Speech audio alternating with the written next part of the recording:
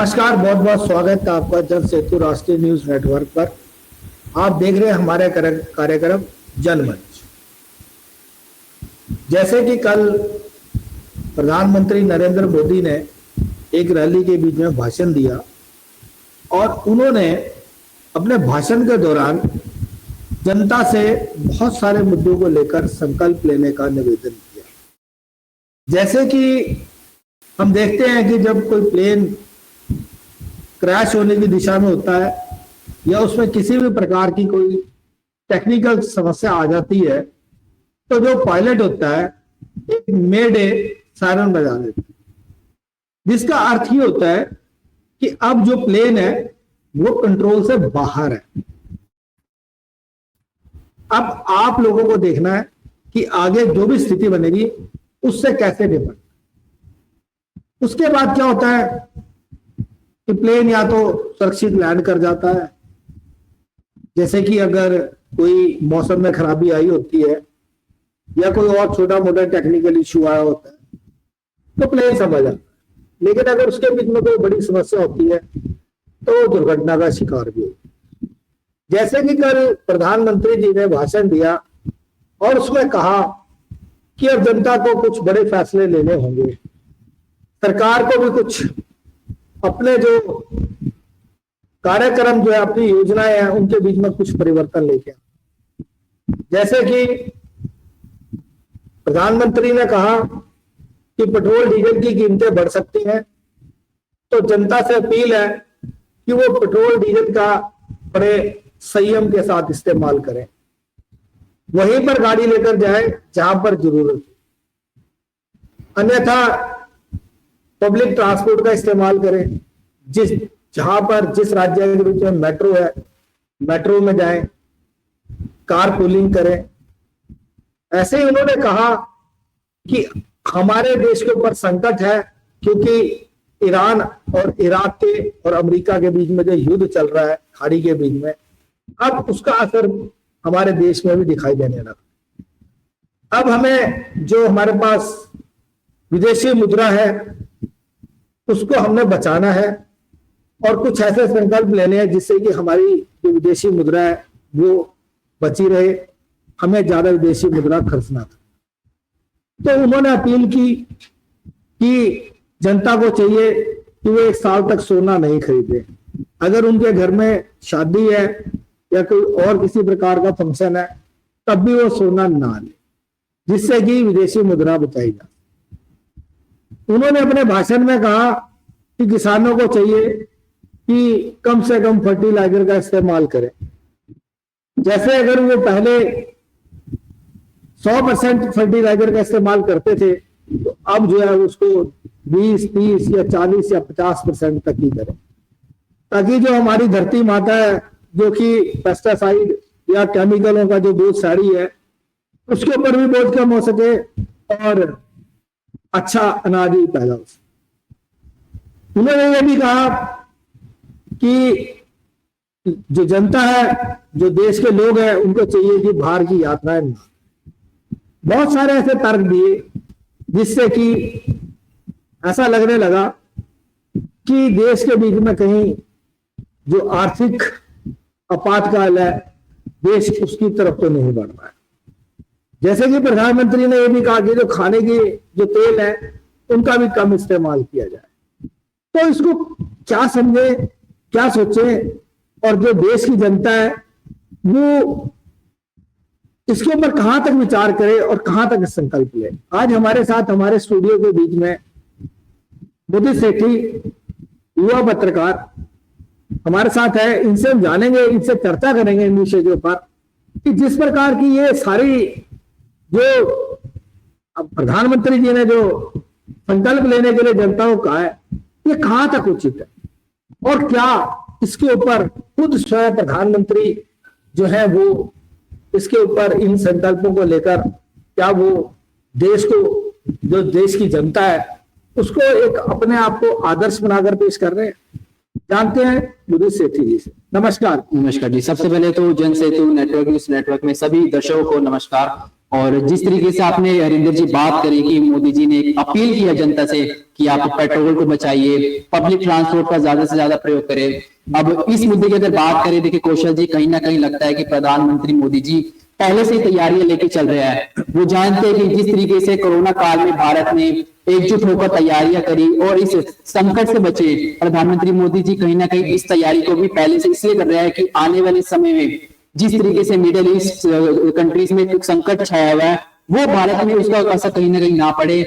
इसलिए मोदी जी ने लोगों से, देश की जनता से अपील की है। जी, मैं आपको बीच में रोक रहा हूँ जी। वो तो हमारे प्रधानमंत्री जी ने कह ही दिया ना कि जो मिडिल ईस्ट की जो वार है उसका संकट तो देश में दिख रहा है, और जो संकट दिख रहा है जी, हम आज आपके साथ जो है एक एक जो टॉपिक है हम उसके ऊपर आपसे बात करेंगे और जानेंगे कि जो हमारे प्रधानमंत्री जी ने संकल्प लेने के लिए कहा है वो कहाँ तक मतलब कि उचित है और कहाँ तक जो जनता इसके ऊपर जो है इसका संज्ञान लेगी और इस संकल्प के ऊपर खरी उतरेगी। जैसे कि हम पेट्रोल डीजल की बात कर लेते हैं, तो पेट्रोल डीजल जब एक समय जो 60 रुपए, सॉरी मैं आपको माफ करना, $60 प्रति बैरल मिल रहा था जी, उस समय भी पेट्रोल के रेट यही थे। और आज जब $104, माफ करना दोबारा मैं बार बार रुपया कह रहा हूँ, $104 जो प्रति बैरल मिल रहा है, तब भी जो है रेट है इस समय जो स्थिर बने हुए हैं वही ₹97 का डीजल दिल्ली के भी, पेट्रोल डीजल दिल्ली में है, ₹87 का डीजल दिल्ली में है। तो हम जैसे कि देख रहे हैं कि उस समय जब ₹60 था तब भी ये रेट था, और अब जो है इतना हो गया, तब आप रेट बढ़ाने की बात की जा रही है। लेकिन जब ₹60 था और कंपनियां इतने महंगे रेट पर डीजल बेच रही थी और पेट्रोल बेच रही थी, तो जो उस समय 28 लाख करोड़ रुपए का जो कंपनियों को फायदा हुआ था, तो क्या वो पैसा इस समय जो कंपनियां हैं उनको नहीं चाहिए कि वो उसको एडजस्ट करें और ताकि डीजल और पेट्रोल का रेट ना बढ़ाए, ताकि जो देश की जनता उसके ऊपर आर्थिक बोझ ना पड़े, उनका जो बजट ना गड़बड़ाए। क्योंकि डीजल का रेट बढ़ने से केवल जो है डीजल का रेट ही नहीं बढ़ता, बिल्कुल भाड़ा बढ़ता है। जो फैक्ट्रियां डीजल पे चलती हैं, बिल्कुल बिल्कुल, उनका जो कीमत है वो बढ़ जाती है, जो वो प्रोडक्शन करती हैं, जो उनका उत्पाद होता है उसका मूल्य बढ़ जाता है। तो सारा का सारा जो बोझ है वो जनता पर पड़ता है। तो जो पेट्रोल और डीजल की बात की जा रही है कि इसका कम यूज किया जाए, तो ये कहाँ तक संभव?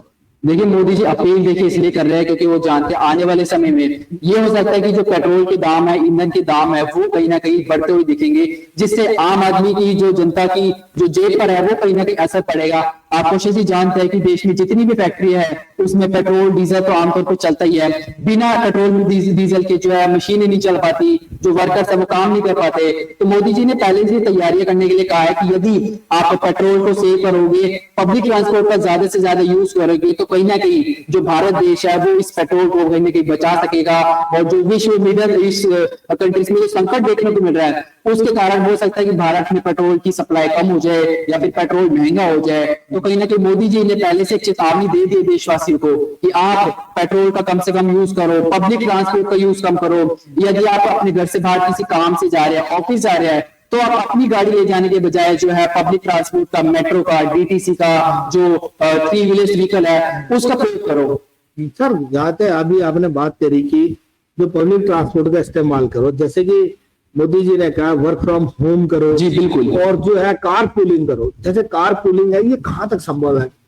कहाँ तक अगर कार पूलिंग करते हैं तो वो कित रहेगा? देखिए इस जो संकट में मोदी जी ने एक बात भी ये कही है कि संकट में एकजुट होना बहुत जरूरी है। यदि हम एक एक बूंद भी बचाते हैं तो पूरा पानी बचता है। वैसे भी हम एक एक बूंद पेट्रोल को बचाएंगे तो हम इस संकट से दूर हट सकते हैं, इस संकट को हम पीछे छोड़ सकते हैं। जिस तरीके से आपने देखा होगा कि कोरोना काल में मोदी जी ने अपील की थी कि घरों से बाहर मत निकलो, आप वर्क फ्रॉम होम करो। तो वही कंसेप्ट जो है फिर से मोदी जी अपील कर रहे हैं कि आप घर से जितना ज्यादा हो सकता है काम करिए, पब्लिक ट्रांसपोर्ट को आप यूज करें। क्योंकि यदि एक बंदा पेट्रोल यूज करता है, एक सिंगल गाड़ी में जाता है, तो कहीं ना कहीं पेट्रोल का जो है एक ज्यादा तरीके से यूज होता है। आप एक अगर सिंगल कहीं जाते हो तो आप रिक्शा ले सकते हो, इलेक्ट्रिक का जमाना है, डिजिटल जमाना है, तो आप 2 व्हीलर का प्रयोग कर सकते हो, आप पब्लिक ट्रांसपोर्ट का यूज कर सकते हो। जी आपको नहीं ऐसा लगता कि जैसे कि ये बातें की जा रही हैं कि पब्लिक ट्रांसपोर्ट का इस्तेमाल किया जाए, हमारे बिल्कुल प्रधानमंत्री जी अपील कर रहे हैं, लेकिन गुजरात के बीच में जब रैली होती है तो 1600 बसें बुलाई जाती है, क्या उनमें डीजल नहीं लगता? तो बिल्कुल हो सकता। कल जैसे हमारे प्रधानमंत्री जी असम के बीच में जा रहे हैं, वहां पर जो है शपथ ग्रहण समारोह है, जी। तो वहां में कितने जहाज जाएंगे, तो कितने मतलब की गाड़ियां जाएंगी, सब में क्या डीजल नहीं लगेगा? बहुत ही बढ़िया बात कही आपने।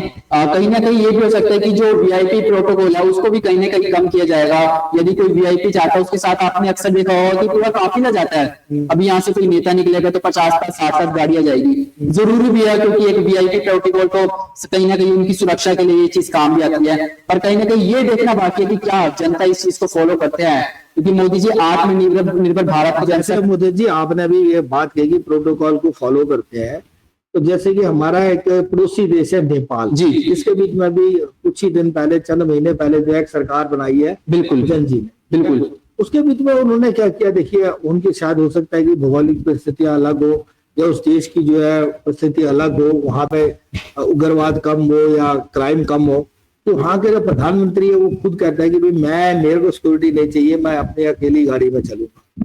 गृह मंत्री अकेला चलता है, प्रोटोकॉल पूरा फॉलो करते हैं। वो कहते हैं कि हमारे पास जो है साधन की कमी है, हम पेट्रोल बाहर से लेते हैं, डीजल बाहर से लेते हैं। जैसे कि हमारे प्रधानमंत्री जी ने भी कहा कि देश के बीच में कुएं नहीं है, बड़े कुएं नहीं है, दूसरे देशों से लेना पड़ता है। और जब दूसरे देशों से जैसे ज्यादा तेल जो हमारा मिडिल ईस्ट से आता है, इराक से आता है, जब अगर वहां तेल महंगा हो जाएगा, वहां से सप्लाई नहीं आएगी हमारे पास, तो हमारे यहाँ तेल की कीमतें बढ़ेंगी। तो क्या हम यहाँ पर इस तरीके का प्रोटोकॉल फॉलो नहीं कर सकते कि जिनके पास जो 10-10 गाड़ियों में नेता चलते हैं वो खुद कहें कि हमारे प्रधानमंत्री जी ने अपील की है, संकल्प लिया है कि हम डीजल नहीं फूकेंगे, हम पेट्रोल नहीं जलाएंगे, हम कम से कम गाड़ियों में चलेंगे? तो ऐसा नहीं हो सकता क्या हमारे देश में? देखिए मोदी जी ने जिस तरीके से अपील किया कौशल जी, वो सभी देशवासियों के लिए है। उसमें ऐसा नहीं है कि कोई गरीब जनता है जो या आम आदमी है उसके लिए ये अपील करी गई है। ये जो मोदी जी ने अपील किया वो सबके लिए करी है, चाहे कोई नेता हो, चाहे कोई मिनिस्टर हो, सभी अगर इस चीज को फॉलो करेंगे, इस चीज को लेकर चलेंगे, तो जो भारत में जो संकट छाया हुआ है, चाहे वो सिलेंडर की संकट हो, चाहे वो ईंधन तेल का संकट हो, उसको अगर हम पीछे छोड़ेंगे तो भारत एक बार फिर से जिस तरीके से कोरोना में उस चुनौतियों का सामना किया था, भारत फिर से एक बार इस चीज को तैयार करने के लिए रेडी है। जैसे कि अभी आपने कहा कि अगर हमारे देश के लोग जो है, मोदी जी ने जो संकल्प करने की बात कही है, अगर उसके ऊपर चलते हैं तो काफी हद तक हम, जैसे कि कोरोना के बीच में हमने इतना एक बहुत बड़ा संकट था, एक महामारी देश के में फैली थी, लाशों के ढेर लग गए थे, लेकिन उस समय भी हम उस स्थिति से बाहर आ गए थे।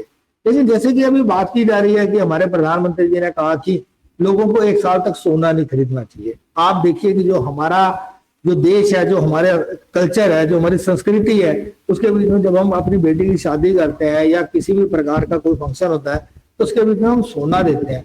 तो मुझे ये बात समझ नहीं आ रही कि अगर हम सोना नहीं खरीदेंगे तो उसका क्या असर पड़ने वाला है हमारी अर्थव्यवस्था? भाई सोना ना खरीदेंगे उसका जो सबसे जो बड़ा असर वो तो देखने को मिलेगा जो ज्वेलर्स की जो दुकानें हैं, शॉपें हैं, बड़े बड़े जो कारीगर जो सोना बनाते हैं, उसको डिजाइन देते हैं, उनके ऊपर भी कहीं ना कहीं असर जरूर देखने को मिलेगा।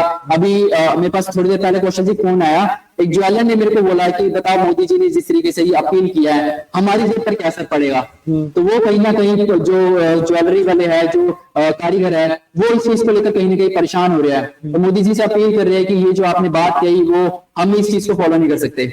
जैसे कि हम बात करें कि हमारी जो अर्थव्यवस्था है इस समय, हम उसके बीच में जो है बहुत नीचे जा रहे हैं। हमारी जो स्थिति है इस समय जो है, मतलब कि एक हम कहें तो एक बड़ी हम भयानक स्थिति से गुजर रहे हैं इस समय। अगर हम आर्थिक दृष्टि से बात करते हैं, जैसे कि हमारे यहाँ अगर हम बात करें तो मैन्युफैक्चरिंग पहले खत्म होती जा रही है। आपने भी थोड़े दिन पहले देखा होगा कि सूरत के बीच में जो है लाखों लोग बेरोजगार हो गए, क्योंकि गैस की वजह से वहां पर जो है कारखाने बंद हो गए। ठीक है, अगर ये स्थिति बनी रहती है तो अगर कारखाने बंद हो जाएंगे, उत्पादन नहीं होगा और बाहर हम जो है हम निर्यात नहीं कर पाएंगे, बाहर से आयात नहीं कर पाएंगे, तो किस प्रकार आगे देश चलेगा? किस तरीके से जो ये हमारी जो आर्थिक स्थिति है इस समय, जिस स्थिति से हम गुजर रहे हैं, इससे हम कैसे उभरें? देखिए मोदी जी ने पिछली बार भी कहा था कि आत्मनिर्भर भारत को आप ज्यादा से ज्यादा प्रमोट करो, स्वदेशी चीज को खरीदो, विदेशी चीजों को ना खरीदो। पर अभी भी हम देखेंगे कि हमारे जो आसपास हम चीजें प्रोडक्ट का यूज कर रहे हैं, चाहे वो मोबाइल फोन हो, कोई भी प्लास्टिक की आइटम हो, फैंसी आइटम हो, वो सभी विदेशी है। तो कहीं ना कहीं कह सकते हैं कि हमें स्वदेशी के ऊपर ज्यादा से ज्यादा काम करना पड़ेगा, इसको ज्यादा से ज्यादा प्रमोट करना पड़ेगा। लेकिन आपको नहीं लगता कि सेठी जी जैसे कि जो हमारे यहाँ जो मैन्युफैक्चरिंग सेक्टर है, पिछले हम गए 10-12 साल से जो मैन्युफैक्चरिंग सेक्टर है बहुत नीचे चला गया, उत्पादन हमारा बहुत कम हो गया। बिल्कुल, आज हर चीज के ऊपर जो है अगर हम कहें तो चाइना के ऊपर हम निर्भर कर रहे हैं। बिल्कुल, हमारे जितने भी जो हमारे देश के बीच में अगर हम चाहे कार गए तो उसके लिए जो पीसीएम के लिए चिप आती है वो बाहर से आती है, ताइवान से आती है, हम चिप तक नहीं बनाते अपनी।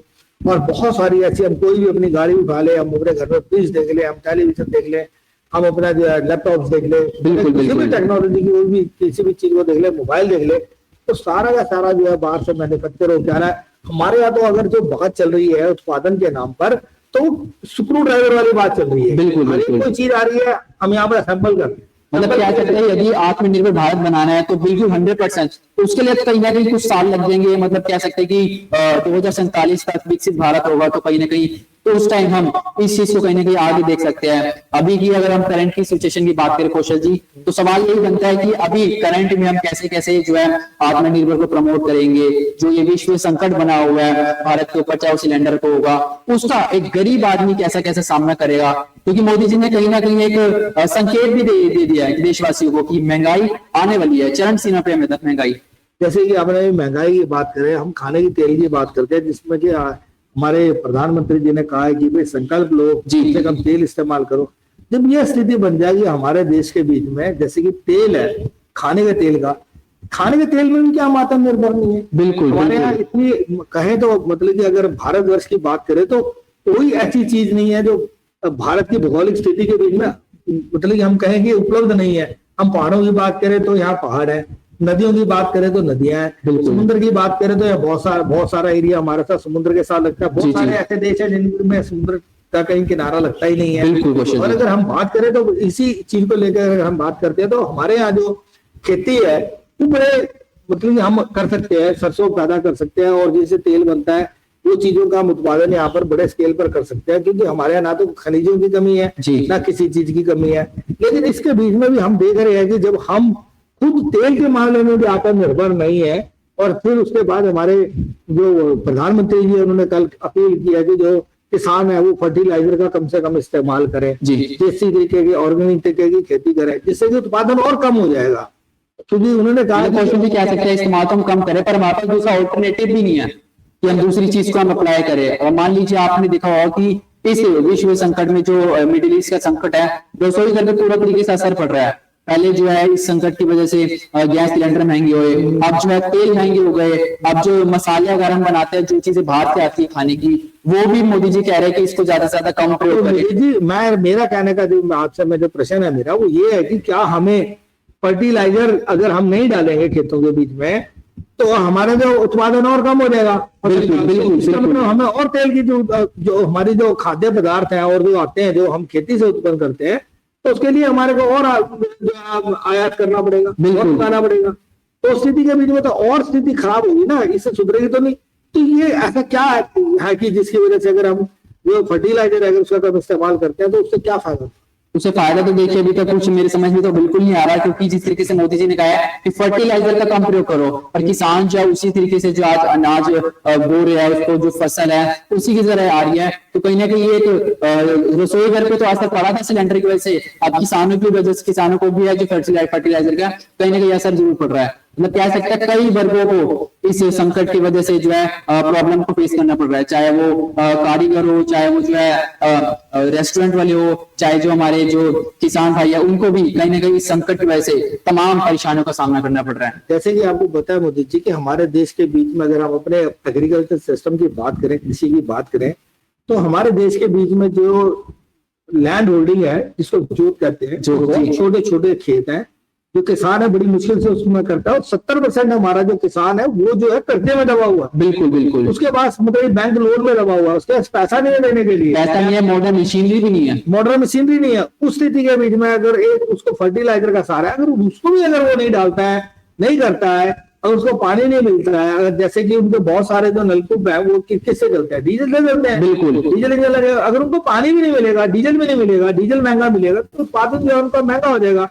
तो उस स्थिति के बीच में वो कैसे जो है, मतलब कि जैसे हमारा भी अमेरिका के साथ जो समझौता हुआ है, जी, उसके बीच में अगर वहां से भी खाद्य पदार्थ आएंगे तो हमारा किसान उनके साथ कैसे मुकाबला कर पाए। बिल्कुल, तो मतलब एक बड़ा संकट तो देशवासी के ऊपर है ही कौशल जी। जिस तरीके से मोदी जी ने पहले से संकेत दे दिया है कि आत्मनिर्भर बढ़ जाओ, वरना आने वाले समय में हो सकता है कि जो पेट्रोल के दाम है वो बहुत ज्यादा बढ़ जाए, जो सिलेंडर के दाम बढ़ गया और सिलेंडर की शॉर्टेज हो गई है, वो भी कहीं ना कहीं आगे असर इसका देखने को पड़ सकता है।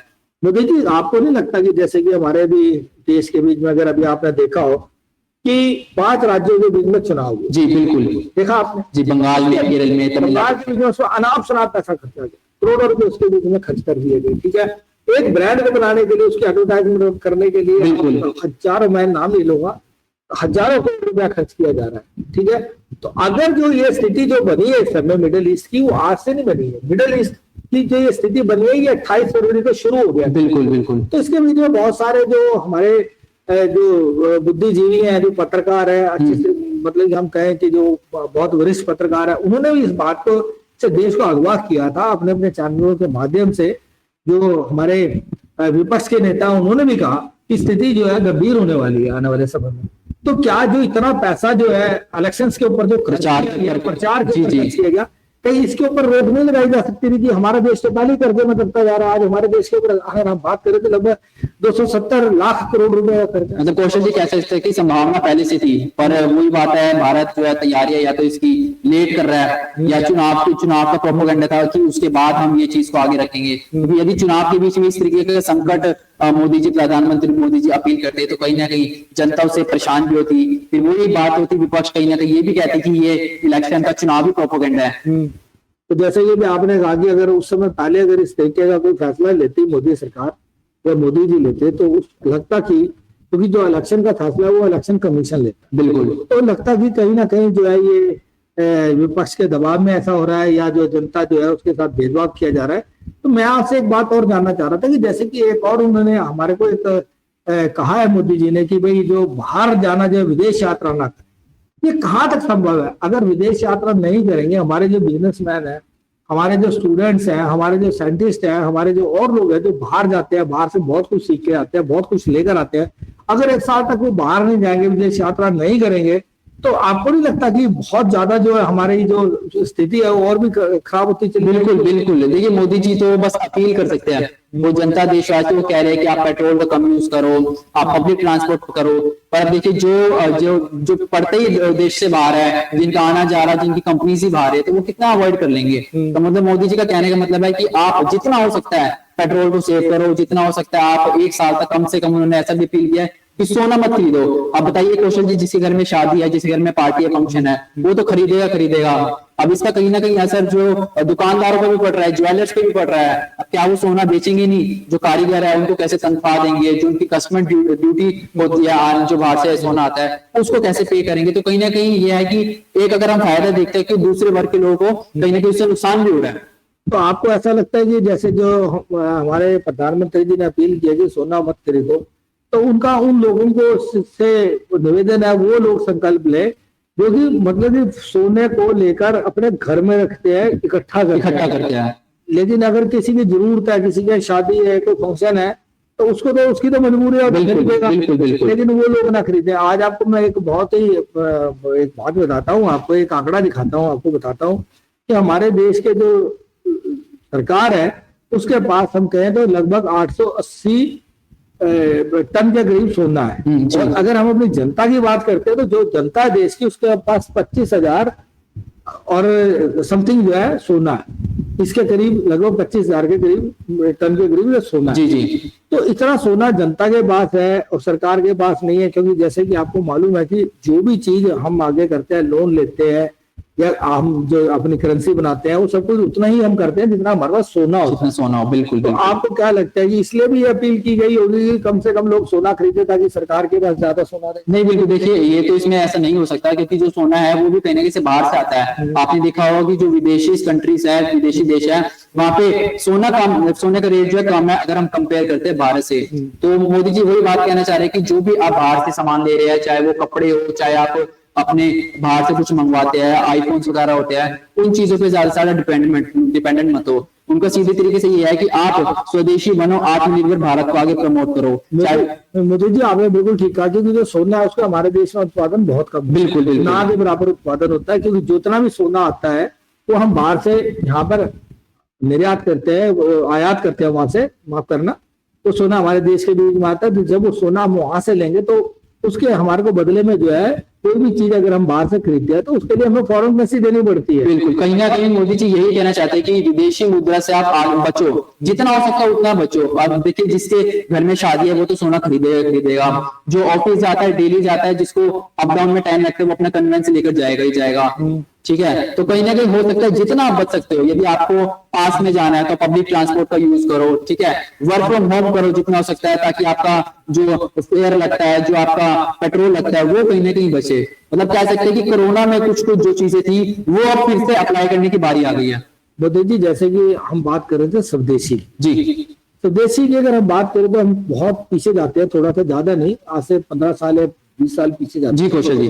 तो हम बहुत सारे ऐसे प्रोडक्ट थे जो हमारे यहाँ पे बनते थे जी, जैसे हम निरमा की बात करें, निरमा जो है एक बहुत बड़ा ब्रांड था, बनता था हमारे देश में, आज निरमा का कई नाम, वॉशिंग पाउडर का, ठीक है नहीं जी, लिज्जत पापड़ थे, ऐसे जी। बहुत सारी आइटमें जो थी छोटी छोटी जो घरेलू उसके भी जो इस्तेमाल होते हैं तो हमारे देश में बनती थी। जी, आज एक तरफ तो हम कहते हैं कि जो हम स्वदेशी को जो है बढ़ावा दें, स्वदेशी को आगे लेके आए, जिससे कि हमारे देश के बीच में जो छोटे छोटे उद्योग धंधे हैं, जी। जो छोटी छोटी चीजें बनाकर जो है अपने घर का अपना घर चलाते हैं। और जो देश को है, देश की जीडीपी कब बढ़ती है, ये देश की जीडीपी तब बढ़ती है जब पूरा देश जो है मैन्युफैक्चरिंग करता है, स्वदेशी पे जाता है। बिल्कुल कौशल जी, अगर हम बिल्कुल। चंद लोगों के हाथ में अगर अपने पूरे देश की जीडीपी दे देंगे तो उससे तो देश जो कभी विकास नहीं करता है, आगे नहीं बढ़ता है। क्योंकि अगर हम बात करें तो अगर कुछ चंद लोगों के पास ही सारी पूंजी चली जाएगी देश की, जैसे कि 60% पूंजी जो है सिर्फ 10% लोगों के पास है देश की, तो उस स्थिति के बीच में देश कैसे विकास करेगा, कैसे आगे बढ़ेगा, जब तक कि अगर एक व्यक्ति है जिसके पास, हम कहते हैं कि मैं आपको छोटा सा एग्जांपल देता हूँ, उसके पास जो है बहुत ज्यादा दौलत है तो कितनी गाड़ियां खरीदी है, कितने कपड़े खरीदे, बिल्कुल बिल्कुल। तो विकास कैसे हुआ? विकास तो तब होगा जब हर एक हाथ के बीच में पैसा होगा, सबके पास होगा। तो जैसे कि हम स्वदेशी की बात कर रहे थे कि जब जैसे कि भी हमारी सरकार ने जो है, मोदी जी ने अमेरिका के साथ समझौता किया, वहां से बहुत सारी छोटी छोटी चीजें, हमारी एग्रीकल्चर की भी जो सामान है वो बाहर से आ रहा है यहाँ पे, तो उससे जो हमारी एग्रीकल्चर है, जैसे कि हम कपास की बात करें तो कपास के ऊपर जो हमारा जो सूरत है सारा का सारा उसके ऊपर निर्भर करता था, क्योंकि वहां से सारा का सारा जो कपास है। आपने एक बात और नोटिस करी, इससे कहीं ना कहीं जो भारत की संस्कृति है वो भी आगे प्रमोट होगी। जो लोग आज जो है विदेशी ट्रेंड को फॉलो कर रहे हैं, चाहे वो कपड़े को लेकर हो, चाहे फोन्स को लेकर हो, तो मोदी जी कहीं ना कहीं ये भी कहना चाह रहे हैं कि आप स्वदेशी बनेंगे तो आपका जो भारत की संस्कृति है वो आगे और ज्यादा प्रमोट होगी। मोदी जी, मैं वही कहना चाह रहा हूँ, बिल्कुल बिल्कुल पॉइंट पे आ रहा हूँ कि जैसे कि अगर हमारे यहाँ कपास सबसे ज्यादा गुजरात में होता है, जी, ठीक है, वो कपास क्या जाता था बांग्लादेश जो है, मतलब कि वहां से अपना कपड़ा बनाकर वो उसको बाहर अपना आगे निर्यात करता था, वो बेचता था आगे। तो हमारे यहाँ से कपास जाती थी, 80% कपास जो है हम दिया करते थे, बिल्कुल। लेकिन जब से ये समझौता हुआ है, ये जो मतलब कि अगर हम वर्ल्ड में कहें कि ये जो ट्रेड एग्रीमेंट चल रहा है, इसके बीच में बांग्लादेश जो है, बांग्लादेश है आपने अमेरिका के साथ समझौता कर लिया। अमेरिका ने उनको कहा कि यदि आप हमारे से कपास लेके अगर हमारे को आप फैब्रिक वापस बेचते हैं बना के, तो हम आपसे जो है टैरिफ नहीं लेंगे जो हम लेते हैं, लेकिन भारत को टैरिफ देना पड़ेगा। तो उस स्थिति के बीच में जो हमारे जो लघु उद्योग है, जैसे कि भी आपने देखा कि अपना गुजरात के बीच में जो 3 लाख लोग जो है बेरोजगार हो गए, वहां से छोड़ के निकल रहे हैं, जी, बंद हो गए। तो कैसे चलेगा, कैसे हम अपना स्वदेशी को आगे बढ़ाएंगे, कैसे उसको बढ़ावा दे सकते हैं, जब तक कि हम बाहर देशों से जो हमारे पास सामान आ रहा है, चाहे वो चाइना से आ रहा है। पहले हम देखते थे हमारे देश के बीच में कैलकुलेटर खरीदो, बिल्कुल बिल्कुल, हम लड़ियां जो थी दिवाली की हमारे यहाँ बनती थी, हम खुद बना के उनको लगाते थे। जी, आज चाइना से सब चाइना से, बिल्कुल बिल्कुल। हम पिचकारियों की बात करें वो सब कुछ चाइना से आ रहा है, राखी की बात करें वो चाइना से आ रहा है। कहीं ना कहीं फेस्टिवल में एक चीज देखने को बकायदा मिलती है हमें, हाँ, ये सारा कुछ जो चाइना से आ रहा है। तो ये जो छोटी छोटी इंडस्ट्रीज है, ये तब डेवलप कर पाएंगे ना जब हमारी सरकार जो कुछ बेसिक्स जो चीजें है जिसकी कि हमारे को हमेशा जरूरत बनी रहती है, और हमारे देश के बीच में छोटे उद्योग लघु उद्योग जो चीजें, मतलब कौशल जी क्या सकता है इस चाइना को जी, जो भी हमारे जो दूसरे देश भेज रहे हैं, माफ करना मैं आपको बीच में रोक रहा हूँ, जी, उनके ऊपर जब तक प्रतिबंध नहीं लगेगा तब तक हमारी छोटी इंडस्ट्रीज कैसे आगे जाएगी। बहुत ही बढ़िया बात आपने कही है और उचित बात भी कही है। कौशल जी मतलब कह सकता है इस मुद्दे के ऊपर जो है हमें एक डीप प्लानिंग भारत को करनी चाहिए। मतलब जब भी संकट होता है तो उस समय तो हम देखिए तैयार हमेशा नहीं रह सकते, तो कहीं ना कहीं भारत को आगे फ्यूचर के लिए भी एक अगर आत्मनिर्भर बनना है तो कहीं ना कहीं डीप प्लानिंग को लेकर चलनी चाहिए। हालांकि मोदी जी ने ऐसा भी अपने अपील में कहा है कि देश के प्रति प्रेम होना एकजुट होकर काम करना नहीं है, हमें संकट पे एक होकर काम करना पड़ेगा। आपने बिल्कुल ठीक कहा कि हमारे प्रधानमंत्री ने कहा कि सिर्फ जाकर बॉर्डर पर लड़ना देशभक्ति नहीं है। बिल्कुल देशभक्ति हुआ है कि जो चीज जब हमारे देश के ऊपर संकट आया है तो हम संकल्प ले कि जो जो चीजें हमारे देश के बीच में नहीं बनती हैं, जिनका हम बहुत मात्रा में निर्यात करते हैं, हम उनका जो है उपयोग कम करें ताकि हमारे को जो है विदेशी मुद्रा की कम आवश्यकता पड़े, ताकि हम जो है आत्मनिर्भर बन सके। लेकिन माफ करना, प्रश्न वही उठता है कि ये सारी चीजें जब तक हम पहले से अगर हम तैयारी नहीं करेंगे, हम किसी भी देश की बात कर ले, चाइना ने कितना अपनी प्रोडक्शन को आगे बढ़ाया है, बिल्कुल अपना जो है उन्होंने जो शिक्षा का, स्वास्थ्य का, हर एक चीज का जो है उन्होंने अपना जो है अपना एक लेवल जो है उसको उठाया है, स्तर उसका ऊंचा किया है, जिससे कि आज वहां के बीच में बच्चे जो है साइंटिस्ट बन रहे हैं। वहां पे आप उनके स्कूल देख लो, कितने मॉडर्न स्कूल है। स्कूलों के बीच में डेस्क के ऊपर कोई किताब ले जाने की आवश्यकता नहीं है, वहां पे जो है लैपटॉप लगे हुए, कंप्यूटर लगे हुए, जिससे जब बच्चे स्टडी करते हैं।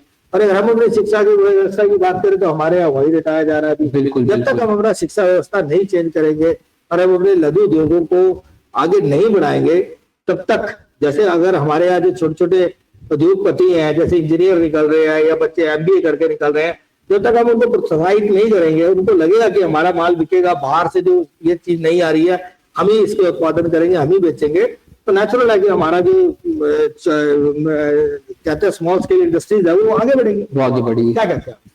मतलब देखिए कौशल जी, जिस तरीके से मोदी जी ने अपील तो कर दिया है, पर वही बात बनती है कि क्या देशवासी जो देश की जनता है इस चीज को आगे अप्लाई करेगी नहीं करेंगी। ये भी हो सकता है कि मोदी जी कहीं ना कहीं एक नई प्लानिंग लेकर भी आ गया है, क्योंकि जिस तरीके से आपने देखा होगा कोरोना काल में मोदी जी अलग अलग हर महीने हर 15 दिन में देश को संबोधित कर रहे थे और एक नई चीज आगे लेके आ रहे थे देशवासियों के लिए कि आप कोरोना की संकट से कैसे बचेंगे। वही कहीं ना कहीं कह सकते हैं कि मोदी जी इस बार भी जिस तरीके से संकट छाया हुआ है कहीं ना कहीं, तो मोदी जी कहीं ना कहीं प्लानिंग जरूर कर रहे होंगे। और जिस तरीके से मोदी जी ने कल कहा भी कि आप पेट्रोल को बचाओ, ज्यादा से ज्यादा जो पब्लिक ट्रांसपोर्ट को यूज करो, अब देखने को ये सवाल बनता है कि क्या इस चीज को जनता अप्लाई कर पाती कि नहीं कर पाती। मोदी जी, आपने अपने समय निकाला और हमारे स्टूडियो में आए, बड़ी अच्छी चर्चा की हमने इसको लेकर। लेकिन मैं अपने माध्यम से भी जनता से अपील करूंगा कि जब कोई भी ऐसी स्थिति आती है जिसके बीच में कि जैसे इस समय एक बड़ा संकट चल रहा है मिडिल ईस्ट के, जो उसमें युद्ध चल रहा है, उसकी वजह से जो है तेल नहीं आ रहा है, कच्चा तेल ना आने की वजह से, और बाकी भी बहुत सारे जहाज ऐसे रुके हुए हैं, कच्चे तेल की बात ही नहीं है, बिल्कुल जिसके बीच में कि बहुत सारा सामान जो है आ रहा है जो यहाँ पर देश के बीच में इस्तेमाल होना था, लेकिन वो रुका हुआ है, जिसकी वजह से जो खाने की चीजों की कीमतें बढ़ रही हैं, कपड़ों की कीमतें बढ़ रही हैं, और भी सारी चीजों की कीमतें बढ़ रही हैं। तो इस समय हमारा देशवासियों का सबका फर्ज बनता है बिल्कुल, हम सरकार के साथ कंधे से कंधा मिलाकर चले, और जो हमारे प्रधानमंत्री जी ने अपील की है, जो संकल्प लेने के लिए कहा, कहीं ना कहीं जहां तक भी हो सकता है हमें उनका साथ देना चाहिए। बहुत बहुत धन्यवाद।